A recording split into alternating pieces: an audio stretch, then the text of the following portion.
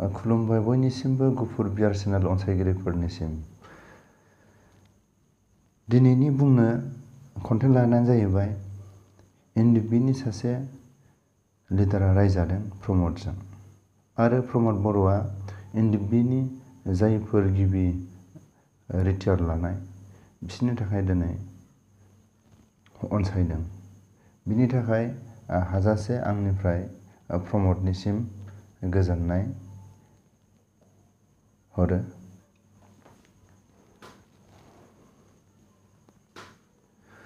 थांखिनि बेलायाव फैदो, आं दिनै बेखौनो प्रमद बर'निसिम आं खावलायनाय, जाय रिटायारफोरनि सायाव दिनै गावनि गोसो गोरबोजों अनसायफिनदों, नाथाय रिटायारफोरजों लोगोसे बेखौनो आङो बुंफायो, सोरबाया आर्मि पुलिसजों आथिं आखाइ सोरबा मोदोमाव गुलि नांजानानै जाय बिथांमोनहा लामा ससेयाव सारेन्डार जानानै डिसार्ज लानानै सारेन्डार जानानै न'आव थानो गोनां जादों। दिनै मावनानै दांनानै दिनै जानायनि उसुबिदा आरो लोगोसे बेखौनो आं खावलायो, जाय एनडिपिनि दावहायाव बर' रायजो राजाया बर' गामियाव हाजो जिंफ्राव जेसेबां हादान एलेकायाव एनडिपिफोरखौ अननायावनो अनसायनायावनो जेरैबायदि गावनि गथ' गथायखौ जेरै अनो बिदिनो अननानै सोरबाया दै गिलाससे लोंलांनायाव सोरनिबा सुथुरफोरनि नोजोराव, सोरबाया साहा कापसे लोंहोनायाव, सोरबाया सासपेक्टआव आर्मि पुलिसजों ओंखाम खब'से जाहोनायनि थाखाय सोरबाया गावथारजाबाय। गथ' गथाया गावनि हिनजावफ्रा बिमा बिफाया हालाय हाफाय दिनै गावनि फिसालानि फिसौनि बिहामजोनि नायल' जाल' सोरबा बायदिया सासेल' फिसा हौवा, दिनै बेफोरबो आर्मिनि पुलिसनि आखायाव मुंख्लं जानो गोनां जादों। सोरबाया दिनै गथ' सासे थालांदों, सोरबाया गथ' सानै थालांदों, सोरबाया बिदिनो न'खरावनो सानै गाहाम गावथार जादों। बेफोरखौ आरो सोरबाया एनडिपिनि ओंखाम जानायावनो आर्मि पुलिसजों लांजानानै जेलाव खावख्रब खुख्रब थानाफ्राव अमाफोरबायदि खानानै आथिं आखाइ बुफायजानाय, दिनै बिसोरो मावनो हाला दांनो हाला, न'खरा दिनै आलाय सिलाय जानानै बिदिनो लोरजिया जानानै बर'फ्रा रायजो जानो गोनां जादों। दा बिसोरनि थाखाय सोर माथो होगोन, सोर अनसायगोन? बुंदों प्रमद बर'आ थिगानो, हाथियार हमग्रायाल' एनडिपि नङा, सोरबा दै गरदसे होग्रायाबो एनडिपि, सोरबा एनडिपिनि एसे एनै माथो होग्रायाबो बेबो एनडिपि, गासिबो बर' हारियानो एनडिपि। नाथाय एसे आलादा आलादा साननो गोनां जाना फैयो। बै समाव एनडिपिनि लिडार केदारा बुंदोंमोन, जोंनि नामावनो दिनै नोंसोर जेल जानांबाय, सोरबाया रान्दि जानांबाय, सोरबाया आथिं आखाइ बुख्रुब जानांबाय। जोंनि एनडिपिनि सावरायनायफ्रा जाफुङोब्ला जाय बर' बिमा बिफाया, जाय बर' बिदा फंबाय बिब' बिनानावा लामा ससेयाव एनडिपि होननानै हमना लांजानानै जेल जानांदों, आथिं आखाइ बुख्रुब जादों, सोरबा बायदिया लामा ससेयाव गावहैजादों, दिनै बेफोरखौ जोङो जाय न'खरफ्रा जोंखौ जाहोनायनि थाखाय सोरबाया गावजादों, सोरबाया जेल जानो गोनां जादों, सोरबाया दिनैसिम रान्दि जानो गोनां जादों, जोङो गिबि नोंसोरखौसो जोङो नायग्रोगोन, नोंसोरनि थाखायसो जोङो गिबि सावरायनाया जोंना गिबि स्टेजाव नोंसोरनि मुङैसो जों फार्स्ट एजेन्डाखौ लागोन। बिनि उनावसो मुंख्लं न'खरफोरनि गिबियै साख्रि होनाय, गिबियै जायनि न'खरफोरनि मुंख्लंफोरनि खाम्फा बानायनाय गासैखौबो बर' रायजो राजानि सिगाङाव एनडिपिनि लिडार केदारा बुंबोदोंमोन।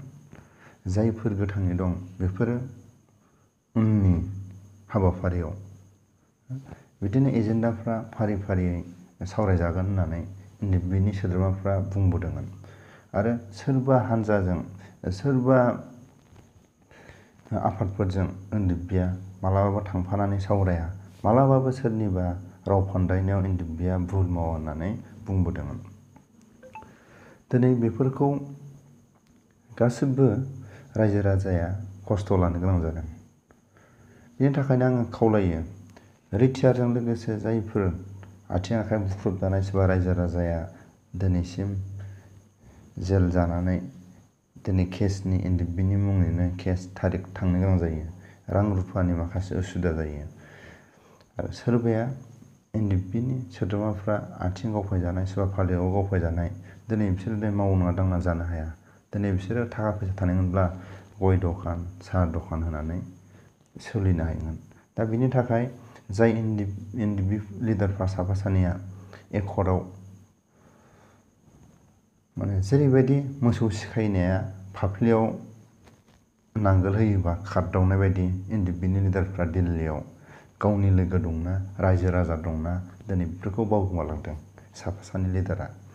दा बिनि थाखाय एनडिएफबिनि जाय सोद्रोमाफ्रा बावलांदोंमोन, दा बिनि थाखायनो प्रमद बर'आ रिटिआरफोरजों लोगोसे जायफोर लामा ससेयाव आथिं आखाइ गावफायजानानै सोरबाया आर्मि पुलिसजों हमजानानै बुख्रुब सुख्रुब खालायजानानै सारेन्डार जानो गोनां जादों आरो लोगोसे रायजो राजाफ्रा दिनै आलाय सिलाय बिदिनो रायजो जानो गोनां जादों, बिसोरखौ दिनै बे रिटिआरफोरजोंनो ज' आगबारायै सरकारजों सावरायनानै एककालीन रांफोरखौ सहाय होनो हायो। बिनि थाखाय प्रमद बर'आ गासिबो लिडारफोरखौ लानानै गावनि इउपिपिएल बिपिएफनि माखासे ज' जालायनानै जिखुनु जाया बिजेपिआनो जा जिखुनु जाया हाइ लेभेलाव सावरायनानै बे प्रग्रामखौ जाहाथे मावफुंलांनो हायो, प्रमद बर'निसिम आङो खावलायनाय। दा बेखौनो आङो बुंनो गोनां बायध'था जाबावबाय प्रमदनि सायाव। प्रमदआ दिनै एनडिएफबिखौ रायनो हानाय खुगायाव माथो फैबाय। माथो फैनायनि रावा बोरै जाखो? मोजां मोजां स्टेज बानायनानै, साहित्य सभानि स्टेज बानायनानै, जिखुनु जाया प्रग्राम लानानै इन्डियानि प्रेसिडेन्टखौ लाबोनो हानायनि आरो जोंनि सरकारनि जों दिनै इन्डियानावनो जों दं, इन्डियानि जों नेम निथि, इन्डियानि जों दिनै गाननाय जोमनाय, रायलायनाय गासैखौबो जों दिनै मानियो, सिबियो। अब्ला जोंखौ एकर्ट जाबाबो जायाबाबो जोंखौ नायखानांगोन। अब्ला जोंखौ दिनै नायाब्ला जोंबा दिनै इन्डियानियानो नङा। इन्डियानि प्रेसिडेन्टखौ लाबोनो हानायनि थाखाय दिनै बे इन्डियानि प्रेसिडेन्टखौ लाबोयैनि सिगां माथो गैयामोन प्रमदआ, नाथाय लाबोनो हानायनि थाखाय प्रमदनिसिम आं खुलुमो। नारा नाथा जोंनि बिटिआरआव बा बर'फोरनि जि नांगौ, जि हास्थायनाय बेखौ बिख्ल'नो थाखाय नारा नाथा दिनै लिडारफ्रा ज' जानानै लाबोनो हादों। बेनिफ्राय साबसिन जोंहा मा दं बर' हारिनि गेजेराव? बिनि थाखायनो बुंनो बायध'थायानो जाहैबाय प्रमद बर'आ जेरैबायदि दिनै धीरेनखौ दिनै सोमखारिना बुंबाय, धीरेनखौ बुंनायावनो गासैखौबो बुंनाय जादों। धीरेनखौ रायनायावनो गबिन्दखौ, धीरेनखौ रायनायावनो दिनै रन्जनखौ रायनाय, दिनै धीरेनखौ रायनायावनो दिनै सावरायग्राखौ रायनाय, सोरखौबा रायोबा दिनै सोरबा केदारखौ रायनाय, गासिबो एनडिएफबिखौनो बुंनाय जादों। बिनि थाखाय एनडिएफबिनि गासिबो सोद्रोमा, गासिबो लिडारफ्रा खौसे जानांगौनि सम फैगोन ना फैयाखै बेखौ आङो आंनिफ्राय सोंस्लुनाय, जाहाथे आंनि सोंस्लुनायाव गोरोन्थि जायोबा निमाहा बियो। दिनै धीरेन बर'खौ दिनै प्रमदआ सोमखारिनो हाबाय, बैखौ आरो सम फैबाय थागोन समफ्राव आरो सोरखौबा रायगोन। बिदिनो रायै रायनानै सानसे समाव एनडिएफबिनि गासैखौबो केदार लिडारखौ आथिंजों आखाइजों खालायगोना रोखा। बिनि थाखायनो दिनै आं खावलायो, एनडिएफबिआ ग्रुप वाइस थानानै आलदा आलदा मुं लानानै माखासे जौगानो हादोंना, माखासे खामानि मावनो हादोंना? हायाखै। दिनै आलदा आलदा थानाय लोगो लोगो दिनै रायजानो बा बखिजानायनि दिनै बायध'था जादों। जों दिनै ज' थानाय मोनबा दिनै धीरेन बर'आ रायजानायनि बा धीरेन बर'खौ बखिनायनि पावार थानाय नङामोन। दिनै जोङो दिनै आलदा आलदा दिनै गावस्रानानै थानो गोनां बा थानायावसो दिनै बखिनो दिनै लामा मोनदों आरो उननि समाव एनडिएफबि जेसेबां दं बेखौ उननि समाव आलाय सिलाय खालामगोना बे नुहुरखायो। दा बेनि थाखायनो आं खावलायो एनडिएफबिनि जेसेबां दं खौसे जानांगौ आरो माखासे मावनांगौ खामानिफोरखौ मावफुंलांनांगौ। जुदि इउपिपिएलजों जुदि थाया ओंखारनानै था आरो इउपिपिएलआ जुदि मावनो होननानै जुदि नाजादोंबा गासिबो थानायानो मोजां। ओरै आदा थायोबाथ' खामानि मावनो थाखाय मोजां नङा। मोनसेयावनो ज' जानानै मावनांगोनबो आरो खामानि मावनाया जुदि मोजां नङाबा ओंखारनाबो थानांगोन। दा आं बेखौनो खावलायो जोबथारनायाव जेब्ला आङो दंमोन फार्स्ट बेटालियनाव बा जों दंमोन फार्स्ट बेटालियनाव बे समाव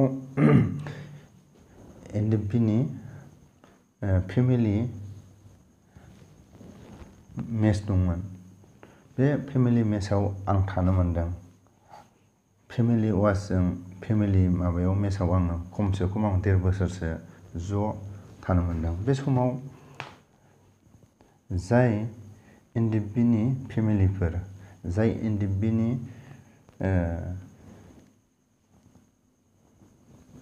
हिन्जाव माहारिया बा बिमा माहारिया सोरबा बिब' बिनानावफ्रा दिनै हाजो हाला ट्रेनिं लानो थांदोंमोन। आलाय सिलाय एनडिएफबिनि सिख्लासा हिन्जावसा सोरबा एनडिएफबिनि फेमिलिफ्रा सोरबा गथ' गथाया दिनै भुटान बायदियाव जन्म जानो गोनां जादों, सोरबा बांलादेशआव जन्म जानो गोनां जादों, सोरबा म्यानमाराव जन्म जानो गोनां जादों। बिसोर गथ'आ दिनै हाजो हाला थाबायनानै आरो जायफोरनि एनडिएफबिनि फेमिलिफोर बेसेबांबा हाजो गोजौ गोजौ गाखोनानै आरो जायफोर दिनै बर' हारिनि गेजेराव बर' जायफोर हिन्जावसा बा जोंनि बिब' बिनानावफ्रा दिनै एसेबांबा गोजौ गोजौ हाजोखौ गाखोनानै खस्थ' खालामनानै दिनै थाबोनो गोनां जादोंमोन। सोरबा बायदिया दिनै बेफोरनि गेजेरावनो दिनै रान्दि जानो गोनां जाबाय। सोरबा बायदिया दिनै आलाय सिलाय भुटान एटेकआव हौवा गारनानै हौवाया बेलेगाव गथ'आ बेलेगाव बिदिनो आलाय सिलाय खारनो गोनां जादों। आरो भुटान एटेकनि सिगांबो बिदिनो अबेबाफोर मोगा मोगि जायोबा हौवाया बेलेगाव हिन्जावा बेलेगाव गथ'आ बेलेगाव बिदिनो खस्थ' जाबोनो गोनां जादों। दा जों बेखौ गोसोखाङोब्ला गोसोआव गाबखांनाय फैयो। जेरैबायदि जोंनि बिब' बिनानाव गासिबो दिनै खस्थ' खालायनानै दिनै रान्दि जानो गोनां जादों। लोगोसे बेखौनो आं खावलायो दाखालि दे साहित्य सभायाव इण्डियानि प्रेसिडेन्ट फैदोंमोन। बे समाव बै समाव आबसुनि जायफोर दैदेनगिरिफ्रा हर सान अबेबा खनायाव अबेबा गामियाव थाङोब्ला अबेबा जोंनि गुबुन हारिनि गामिनि गेजेरजों थाङोब्ला गोदोनाफ्राव दानजानानै खर'खौ अबेबा मोदोमखौ अबेबा बिदिनो आबसुनि दैदेनगिरिफ्रा बिदिनो आलाय सिलाय थैगोमानो गोनां जादों। अबेबा लामा ससेयाव बुथारनानै फबना दोननाय दिनैसिम सोरबा बायदिखौ थैखोना थांखो दिनैसिम सोरबा आबसुनि कर्मिफोरखौबो दिनै नायफात्ता। बिदिनो आबसुनि लिडारफ्राबो थैगोमालाबायनानै बिसोरनि गथ' गथाय बिसोरनि हिन्जावफ्रा दिनै रान्दि जानो गोनां जादों। सोरबा बिलटिनाबो बिदिनो जानो गोनां जादों। सोरबा एनडिएफबिनाबो दिनै बिदिनो खस्थ' लानानै रान्दि जानो गोनां जादों। दिनै गासैखौबो दिनै बे रान्दिफोरखौ दाखालिनो प्रेसिडेन्ट फैनायाव प्रेसिडेन्टनि सिगाङाव जाहाथे बिसोरो बर'फोरनि आन्दालनावनो बिसोर दिनै रान्दि जानो गोनां जाबाय। बिसोर दिनै गथ' गथाय दिनै बिसोरनाव दिनै थालांनो गोनां जाबाय। बिसोरनि सिगाङाव जुदि देखायोमोन प्रेसिडेन्टनि सिगाङाव जुदि दसे रायलायहोनायमोनब्ला प्रेसिडेन्टआ बिसोरनि सायाव माखासे अननाय माखासे बिसोरनि थाखाय थांनानै थानो थाखाय माखासे मोनथाय होनो बायध'था जागौमोन बा बुंलांनो गोनां जागौमोन। नाथाय जोङो दिनै लाजिनायखौ जों दिनै देरसिन सानना लादों बर' हारिया।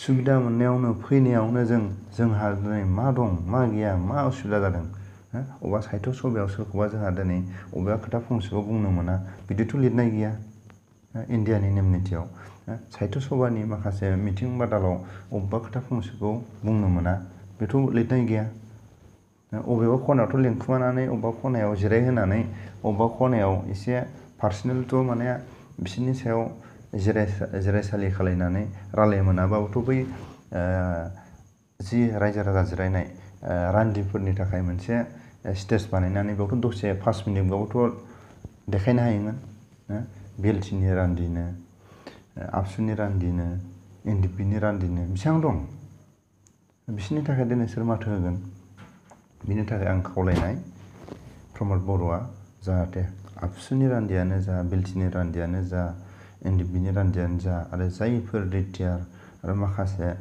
गुलि सुलि नांजानानै जायफोर बर'फ्रा दिनै आलाय सिलाय सासपेक्टआव सोरबायदिया गावथारजादों मादों सोरबा बायदिया जाहोनायाव दिनै बुख्रुब सुख्रुब देहानि दिनै खैफोदाव जानानै दं दिनैबो मोदोम सानाय गाबोनबो बेमार बिदिनो दिनै बर'फोरा न'खरफ्रा जौगानो हायाखै बेखौ जाहाथे प्रमद बर'आ नायो जोबथारनायाव आं बेखौनो खावलायो जाय बर' हारिनि हाग्रा बंग्रा जोंनि बिब' बिनानावफ्रा आलाय सिलाय गावनि गथ'खौ बानानै हाजो बेसेबांबा गोजौ गोजौ गाखोनानै अबेबा हाजोआव गालिननानै गथ'जों बिमाजों अबेबा हाजो गाहायाव गालिननानै गोलैलाङो बेफोरखौ दिनै एसे खस्थ' लासेयावबो सोरबा बायदिया बेफोर खस्थ'नि गेजेरावनो दिनै गावनि हौवाया गोमानानै थांबाय सुथुरफोरनि आखायाव बिसि गोथौ जारिमिन बेफोरखौ नायोबा दिनै बर' हारिया माबायदि अलखदाव दं बेनि थाखायनो आं खावलायो जायफ्रा दिनै भुटानाव खस्थ' खालायनाय बांलादेशआव खस्थ' खालायनाय म्यानमाराव खस्थ' खालायनाय अबेबा नागालेण्ड हाजोआव खस्थ' खालायनाय अबेबा दिनै गार' हिल्सआव खस्थ' खालायनाय बेफोरनि फेमिलिफोरखौ जाय गथ'फ्रा दिनै गुबुन रायजोआव थाहैनो मोननाय गासिबखौबो मोनसे प्रग्राम लानानै बिसोरखौ जाहाथे बर' लिडारफ्रा सनमान होयो आबसुनि रान्दि जानाय बेलथिनि रान्दि जानाय एनडिपिनि रान्दि जानायफोरखौ जाहाथे सम मोनोब्ला मोजां बिसोरनि सायाव सनमान होयो बिसोरखौ बर' जोहोलावफोरनि जोहोलावजो बिसोरखौ जाहाथे मोनसे उपाधि नागिरनानै दोननो हायो आबसुनि जोहोलाव बा आबसुनि दैदेनगिरिफोरनि दिनै फेमिलिफ्रा जायफ्रा दिनै रान्दि जाबाय जायफोर बेलथिफोरनि हिनजावफ्रा दिनै रान्दि जाबाय जायफोर दिनै एनडिपिनि हौवाफ्रा जायफोर दिनै रान्दि जानांदों बिसोरखौ ज' खालायनानै बिसोरनि उपाधिखौ मोनसे बर'नि गेजेराव बिर जोहोलावफोरनि थाखाय बिसोरनि थाखायबो मोनसे उपाधि दोनो बेखौ आं खावलायो आरो एनडिपिनि गासिबो दैदेनगिरिफ्रा ज' जागोन होननानै आङो बा एनडिपिनि सोद्रोमाफ्रा गासिबो आङो ज' जागोन होननानै आङो खावलायनाय आंनि गोसो गोरबोजों आंनि बुंनायाव गोरोन्थि जायोबा आङो निमाहा बियो